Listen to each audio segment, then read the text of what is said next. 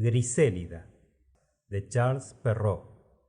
No lejos de los Alpes vivía un príncipe, joven y bravo, en quien la naturaleza había agotado sus dones, y de todos muy amado. Su instrucción era distinguida, su valor en la guerra le había ganado justa fama, y su afición a las bellas artes era mucha. A fuer de hombre de elevados sentimientos, deseaba realizar grandes proyectos y cuanto puede hacer digno a un príncipe de ocupar un puesto privilegiado en las páginas de la historia, distinción que se propuso merecer dedicándose con predilección a labrar la felicidad de su pueblo, por parecerle esta gloria más sólida que la que se conquista en los campos de batalla. Pero tenía el príncipe un defecto, cosa nada rara, pues la perfección es difícil, si no imposible, y consistía en su monomanía contra las mujeres, porque en ellas sólo veía engaño y perfidia. Otros tienen tal preocupación, necia y vulgar, que por lo visto también puede alcanzar a los grandes de la tierra. Por tal idea dominado, hizo el propósito de permanecer soltero, con gran disgusto de sus súbditos, quienes, por lo demás, estaban de él muy contentos, pues empleaba la mañana en el despacho de los negocios del Estado, procurando administrar recta justicia, amparar a los débiles, a las viudas y a los huérfanos, y disminuir los impuestos. La tarde la dedicaba a la caza. Temerosos sus súbditos de que al morir tan buen príncipe no hubiese quien le sucediera en el trono, resolvieron enviarle una diputación para suplicarle que se casara. Buscóse el mejor de los oradores para que pronunciara el discurso. El elegido pasó muchos días estudiando lo que había de decir al príncipe y por último le soltó la arenga delante de los comisionados, pronunciándola con aire grave y diciéndole en resumen que la felicidad del Estado exigía que contrajera matrimonio. El príncipe contestó: vuestras palabras patentizan vuestro afecto y deseo complaceros, pero debéis tener presente que el matrimonio es asunto delicado, pues muchas jóvenes, modestas, pudorosas y buenas al lado de sus padres, se transforman una vez casadas y se convierten en malas cualidades las que antes eran excelentes.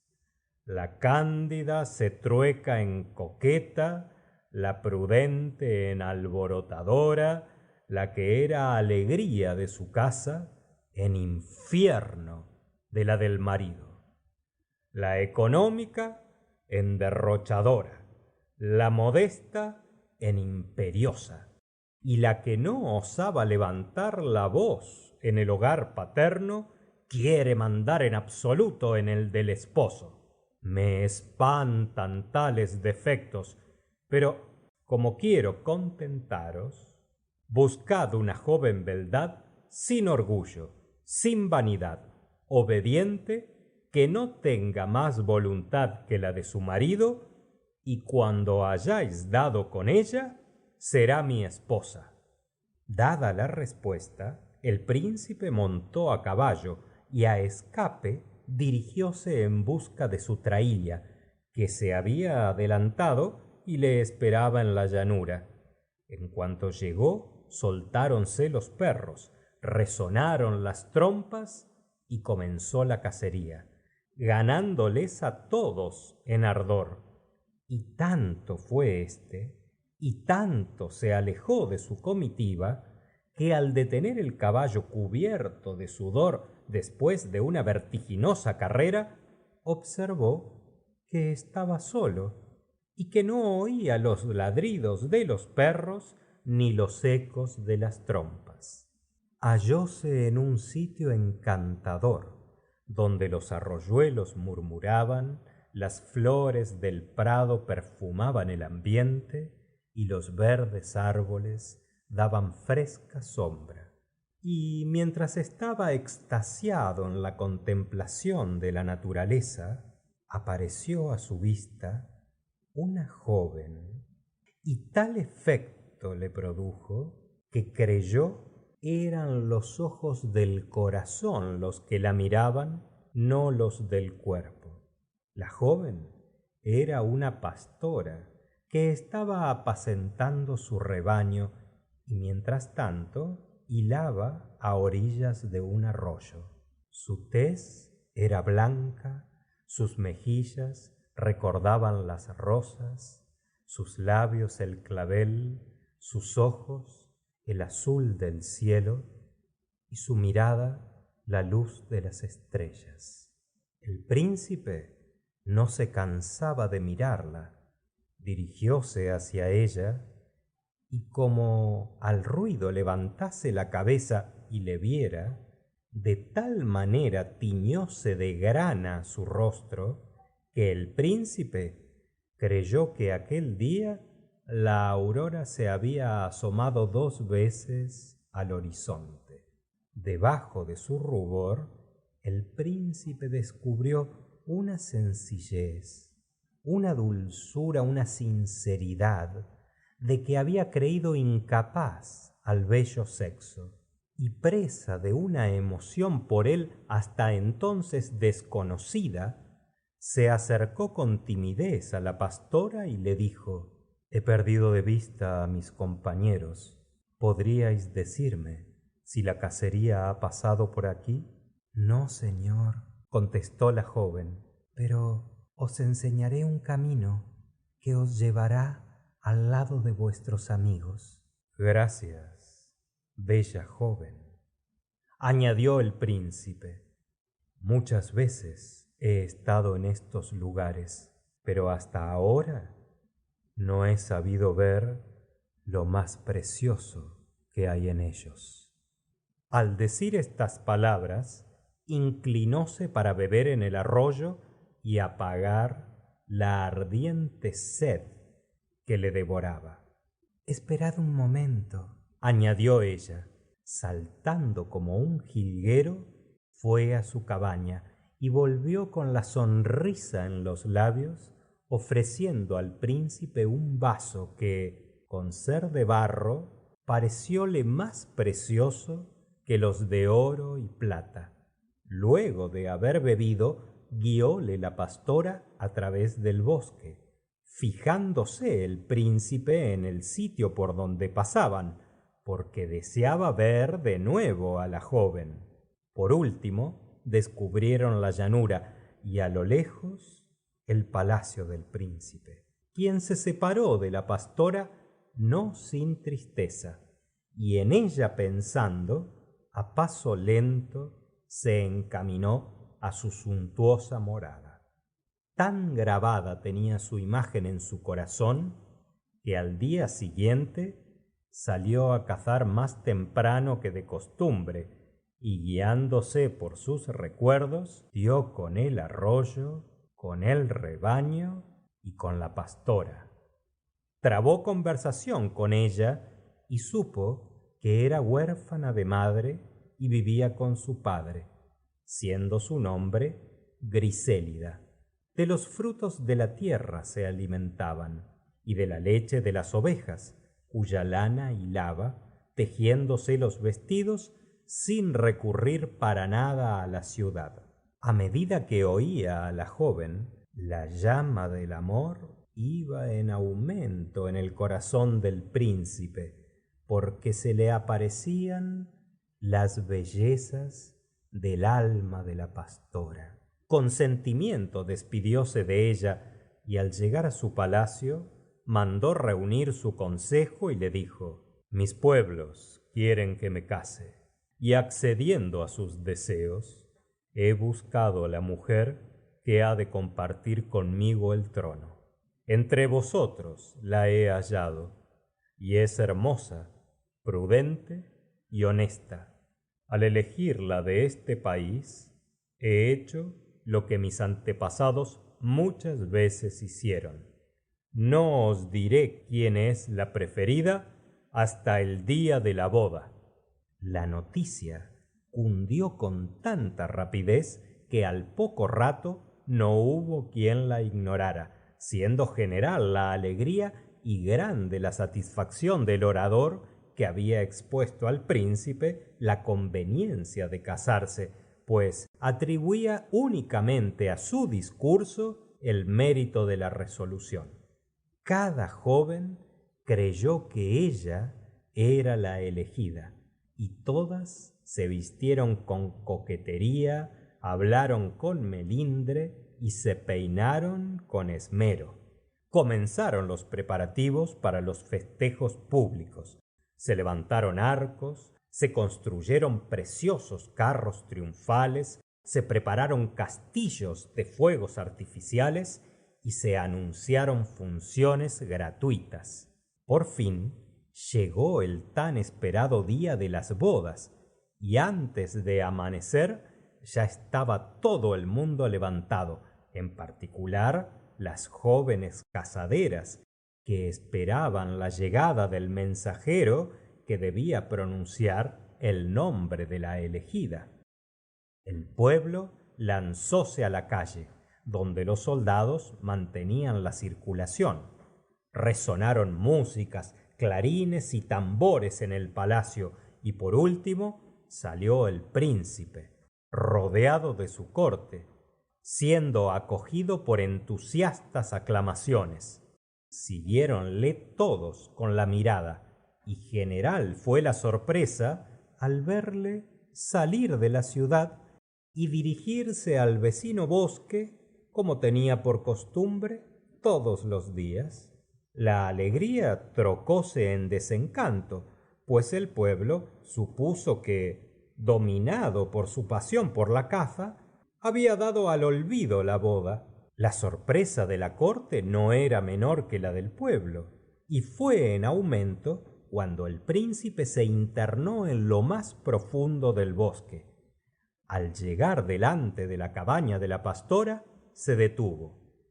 En aquel entonces salía Grisélida, con un vestido nuevo, pues hasta ella había llegado la noticia del casamiento, y quería ir a la ciudad para ver los festejos. ¿A dónde vais?, le preguntó el príncipe con amoroso y dulce acento, mirándola tiernamente. No apresuréis el paso, pues la boda no puede realizarse sin vos. Yo soy el príncipe y os he elegido entre todas las bellezas de este país para pasar con vos el resto de mis días. Si mi corazón haya correspondencia en el vuestro. Llena de asombro y dominada por la emoción, la pastora balbuceó: ah, señor, ¿cómo he de creer que sea cierto lo que decís, si soy una humilde campesina? Pero reináis en mi corazón. Vuestro padre, a quien he hablado, consiente en que seáis mi esposa, y para la boda sólo falta vuestro consentimiento. Deseoso de que la tranquilidad impere en mi hogar, os ruego, juréis que nunca tendréis otra voluntad que la mía.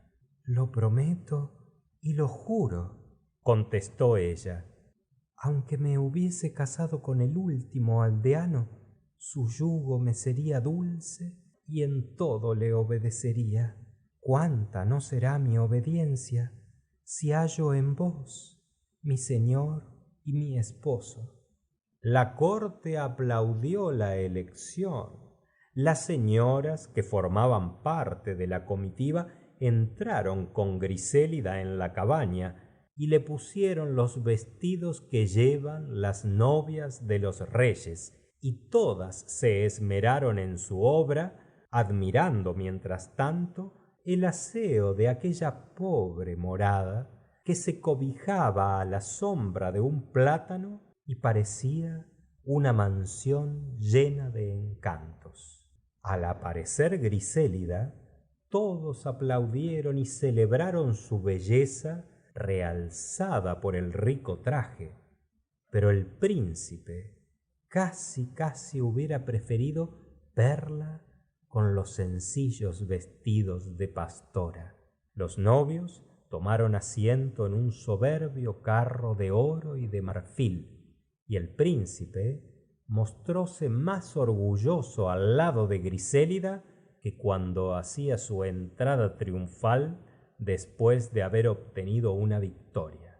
Seguidos de la corte, se pusieron en marcha, y antes de llegar a la ciudad encontraron a todos sus habitantes que se habían esparramado por la llanura esperando con impaciencia el regreso. El carro rodaba con dificultad por entre la inmensa muchedumbre que, en cuanto pasaban los novios, se unía a la comitiva que avanzaba en medio de incesantes aclamaciones tan ruidosas que muchas veces llegaron a espantar a los caballos. Celebrada la boda, fueron a palacio y comenzaron las fiestas, tan magníficas que de otras iguales no había memoria. Grisélida, rodeada de sus damas, hablaba sin orgullo, pero como si hubiese nacido princesa, y en todo demostró tanta circunspección que no hubo quien no la admirara. Ajustó sus maneras a las de la corte, procuró estudiar el carácter de cuantos la rodeaban y al poco tiempo los gobernaba con la misma facilidad que antes guiaba su rebaño. Antes de terminar el año, el cielo bendijo su unión y nació una princesa. Hubieran preferido sus padres un varón, pero tantos eran los encantos de la niña que en ella concentraron todo su cariño. El príncipe no se cansaba de mirarla y la madre no apartaba de ella los ojos. Grisélida empeñóse en ser su nodriza, diciendo que nadie como ella criaría a su hija. Fuese que su pasión hubiese disminuido, o que la mala idea que antes se tenía formada de las mujeres se hubiese renovado, creyó el príncipe que había poca sinceridad en las palabras y en los actos de su esposa, y comenzó a observarla primero, a vigilarla después, a contrariarla luego, acabando por mostrarse tan extremado que no le permitió salir del palacio ni consintió que tomase parte en los placeres de la corte. Como si esto no fuera bastante, la tuvo encerrada en su aposento, mostrándose desconfiado hasta de la luz del día, que sólo consintió entrara a medias, y por último pidióle de una manera brusca que le entregara todas las joyas que como prueba de amor le había regalado el día de su boda, para que no realzara con adornos su natural belleza.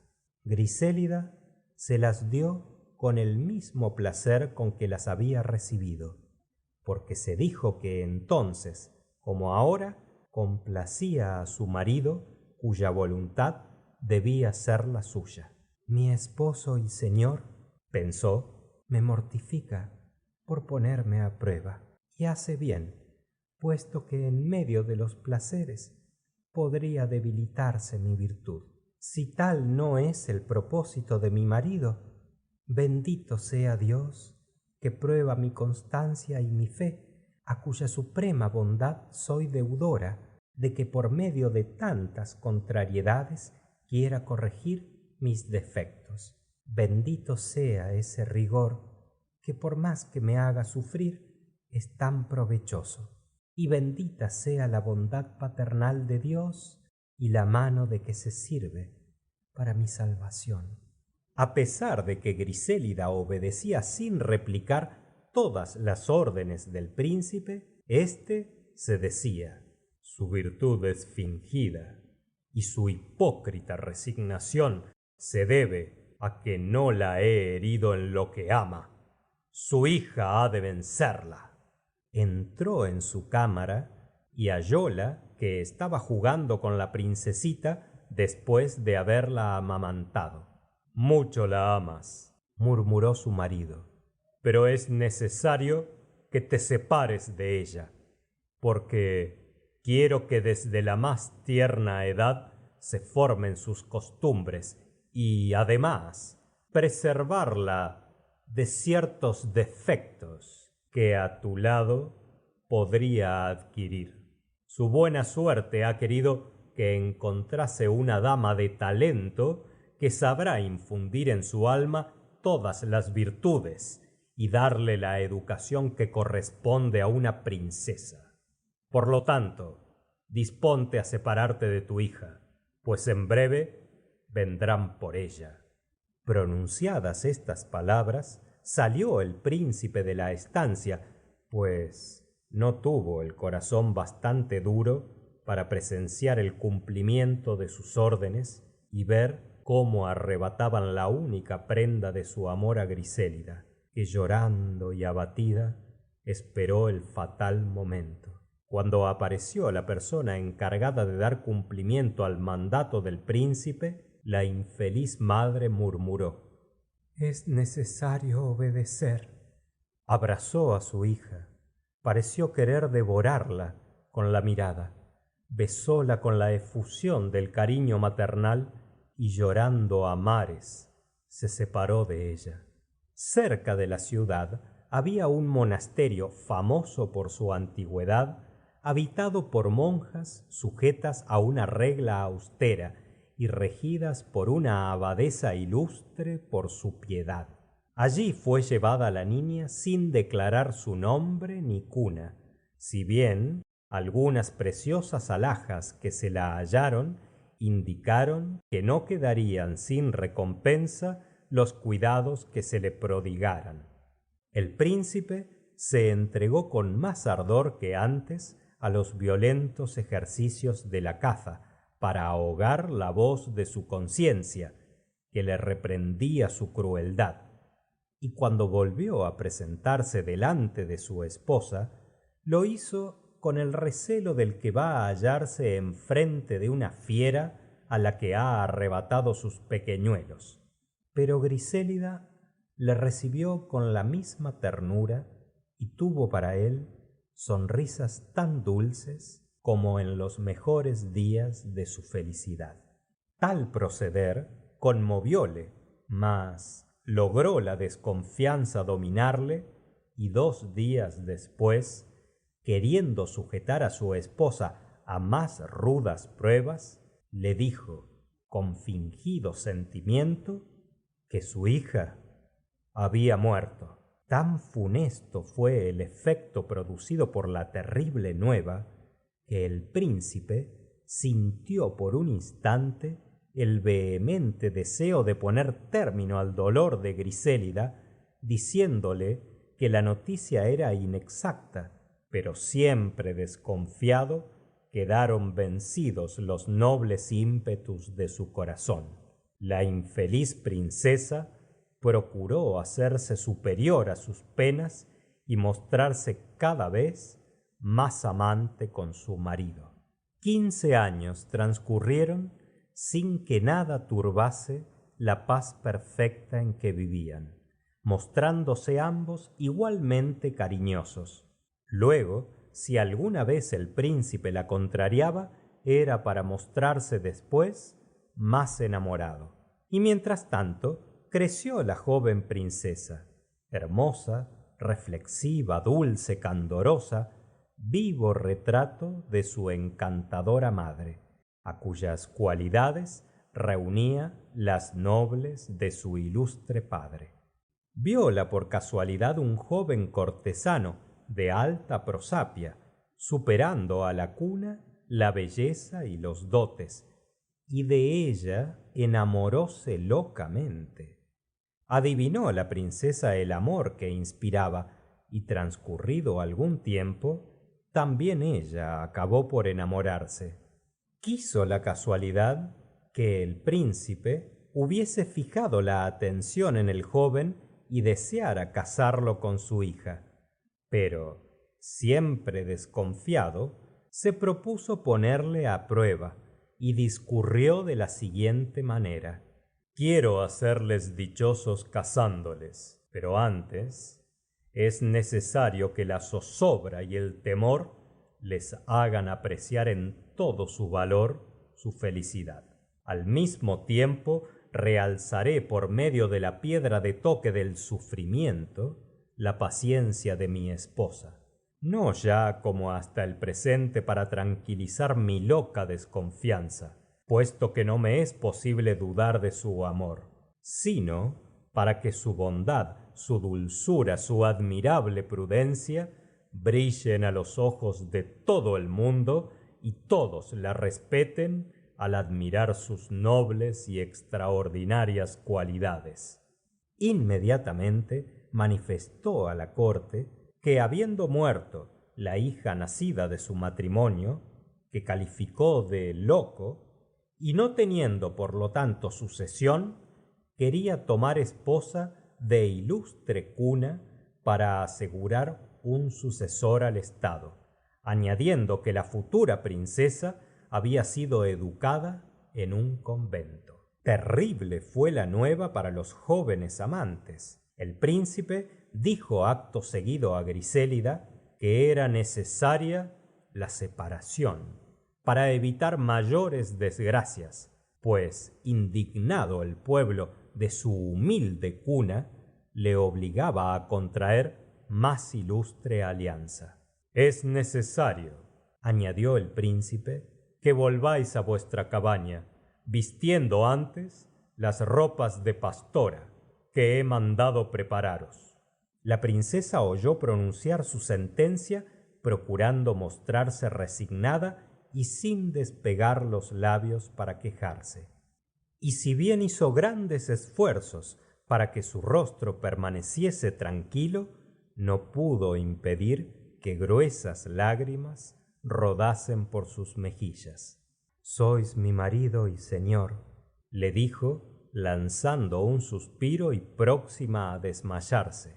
Y por terribles que sean vuestras palabras, he de demostraros que nada me es tan querido como la obediencia cuando de vuestras órdenes se trata. Inmediatamente después retiróse a sus habitaciones y, despojándose de sus ricos trajes, con la frente serena y sin murmurar, volvió a vestir el de pastora. Luego dijo al príncipe: no puedo alejarme de vuestro lado sin que me perdonéis por no haber sabido satisfacer todos vuestros deseos. Nada me importa la miseria, pero no puedo acostumbrarme a la idea de vuestro desprecio. Perdonadme y viviré contenta en mi pobre cabaña, sin que jamás disminuyan el respeto y el amor que os profeso.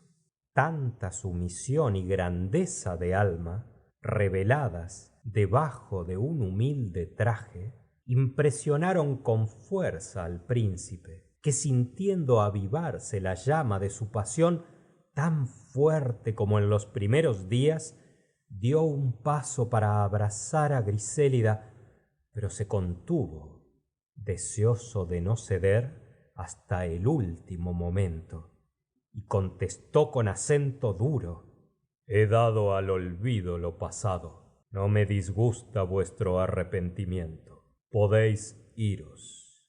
Fuese Grisélida, apoyada en el brazo de su padre, que también había vuelto a tomar sus humildes vestidos, derramando ambos en silencio amargas lágrimas.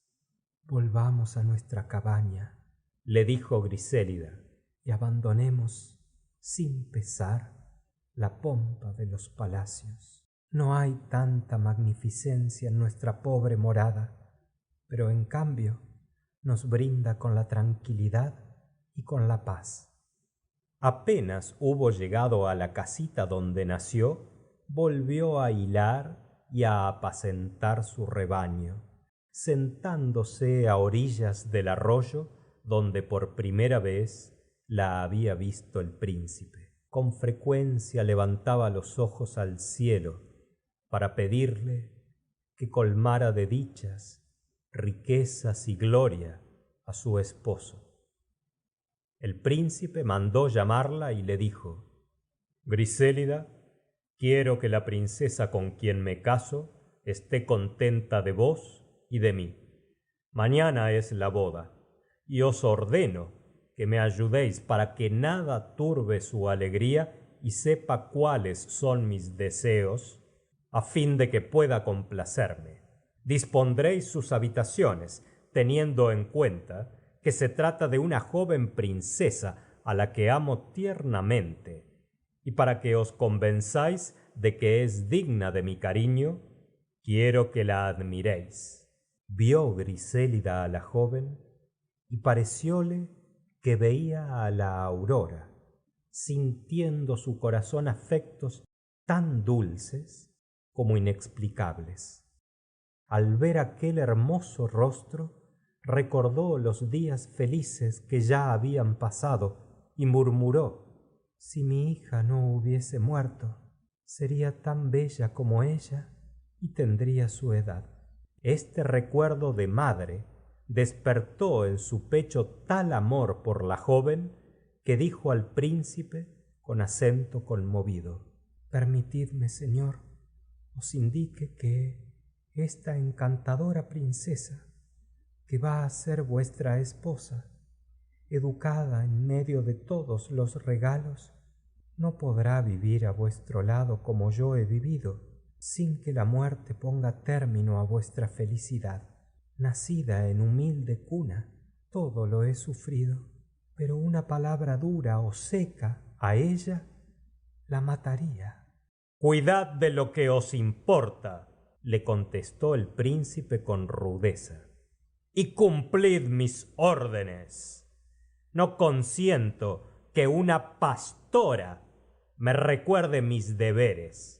A estas palabras, Grisélida bajó los ojos sin pronunciar palabra. Invitada la corte a la boda, todas las damas y todos los caballeros se reunieron en un magnífico salón. Presentóse el príncipe y les dijo: muy engañadora es la esperanza, pero aún lo es más la apariencia. Y si alguien lo duda, pronto se convencerá de cuán cierto es lo que digo. Todos estáis convencidos de que rebosa contento el corazón de la joven princesa que va a ser mi esposa. Apariencia engañadora. ¿Creéis que este joven, valiente en las batallas, de ilustre estirpe, ve con satisfacción la boda de su príncipe? Apariencia engañadora. ¿Suponéis que Grisélida llora en estos momentos presa de la mayor desesperación? Apariencia engañadora también, pues Grisélida inclina la cabeza ante la voluntad de su señor y nada ha podido agotar su paciencia. Por último, no hay entre vosotros quien no tenga la íntima convicción de que esta boda ha de ser el remate de mi felicidad. Otra apariencia engañadora. Difícil os parecerá el enigma, pero pronto lo comprenderéis. Sabed que la encantadora princesa es mi hija, y la doy en matrimonio a este joven caballero que la ama entrañablemente y cuyo amor es correspondido. Sabed también que, conmovido por la paciencia y cariño de la fiel esposa, a quien he arrojado indignamente de este palacio, le abro mis brazos y mi corazón, con el propósito de hacerla olvidar con mi ternura cuántas penas le ha ocasionado mi carácter receloso. Y si mucho estudio puse en disgustarla para someterla a continuas y difíciles pruebas, mayor será mi afán por hacerla feliz. Si las generaciones venideras recuerdan los sufrimientos que no lograron abatir su corazón, también recordarán su virtud. Estas palabras devolvieron la alegría a algunos semblantes velados por la tristeza. La joven princesa, loca de contento al saber quién era su padre, arrojóse a sus pies, y el príncipe la obligó a levantarse, la abrazó, cubrióla de besos, y luego la llevó a su madre, que creyó morir de alegría, pues aquel corazón, que no se había rendido a tantas penas, difícilmente pudo soportar tan extremado júbilo al ver llena de vida a su hija querida, a la que no había cesado de llorar, creyéndola muerta. Tiempo te quedará, le dijo el príncipe, para dar expansión a los sentimientos de tu alma. Ahora ponte los vestidos que tu rango exige y vamos a celebrar las bodas de nuestra hija. Celebrado inmediatamente el matrimonio de los jóvenes novios, las fiestas se sucedieron a cual más espléndida, y en la ciudad y en la corte sólo se habló durante mucho tiempo de la paciencia y de la virtud de Grisélida, que sin cesar había resistido tan duras pruebas, mereciendo los elogios y la admiración de todos. Moraleja: en el curso de la vida, la virtud y la paciencia sufren embates terribles que las sujetan a prueba. Si de sus duros vaivenes lograren salir ilesas, tanto mayor es el mérito cuanto más dura es aquella. Fin de Grisélida.